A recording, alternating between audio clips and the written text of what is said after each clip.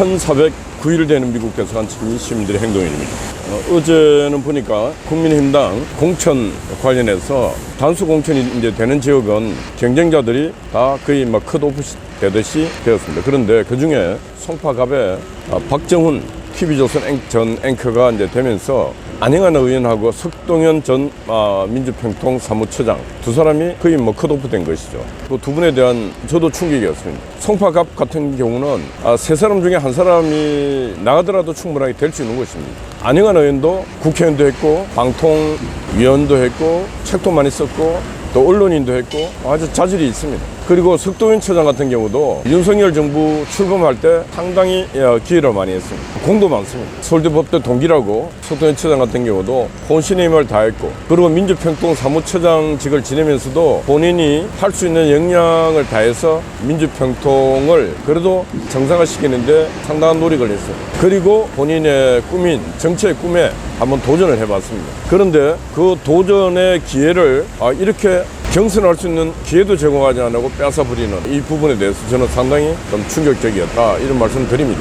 어떤 데이터를 갖고 이렇게 정리했는지 상당히 의문입니다. 또 하나는 아침에 또 충격적인 뉴스, 충북 간첩단 사건, 지난번에 제주 간첩단 사건에서는 9개월 동안 끌다가 재판 들어가서 민변 변호사하고 이 간첩단들이 동시에 퇴정을 해버렸습니다. 판사가 남아 있으세요 했는데도 다 퇴정을 해버렸습니다. 그래서 제가 나간 놈들이나 그걸 구경하고 판사는 무능했고 간첩단들은 진짜 대담한 인간들이었다. 역시 간첩다웠다. 그런데 이번에 충북 간첩단 사건 같은 경우는 이 간첩들이 재판받다가 유엔에다가 망명 신청을 했어요. 망명 신청. 아니, 간첩질 한 것도 지금 국민의 입장에서는 천불이 나는데 이 인간들이 망명 요청을 했다는 게 말이 됩니까? 이 망명 요청한 데는 민변 변호사들이 하여튼 깊숙이 개입돼 있다.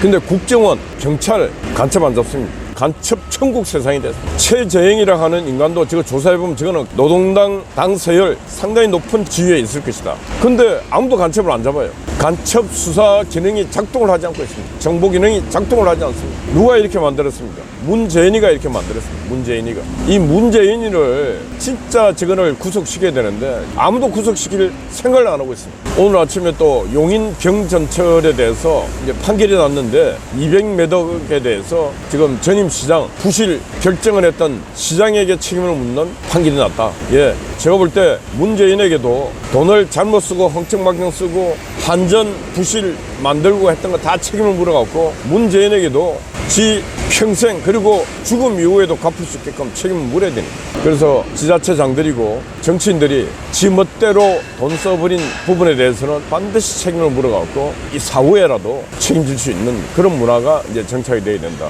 무슨 일이 있더라도 나라가 간첩 천국이 돼서는 안 되는 것입니다. 간첩 천국인 나라는 국가일 수가 없고 그 나라에서 사는 국민들은 자기 생명을 유지할 수가 없는 것입니다. 한 나라가 망하는 것은 바로 자기 그 사회와 국가를 지킬 의지가 없는 인간들로 가득 찰 때 그 나라는 망하는 것입니다. 다른 말로 하면 간첩들이 우글우글거리기 시작하면 그 나라는 반드시 망하는 것입니다. 이 나라는 지금 간첩 천국이 되었다. 그래서 윤석열 대통령은 결단을 내려야 됩니다. 간첩과의 전쟁을 하겠다 선언을 해야 됩니다. 그런 선언을 해서 악을 뿌리 뽑지 않으면 끝내 이 사회는 선이 구축되고 악이 자리를 잡게 되는 것입니다. 지금 감옥에 있는 송영길이도 당을 만들겠다. 2년 선고를 받고 법정 구속이 안 된 조국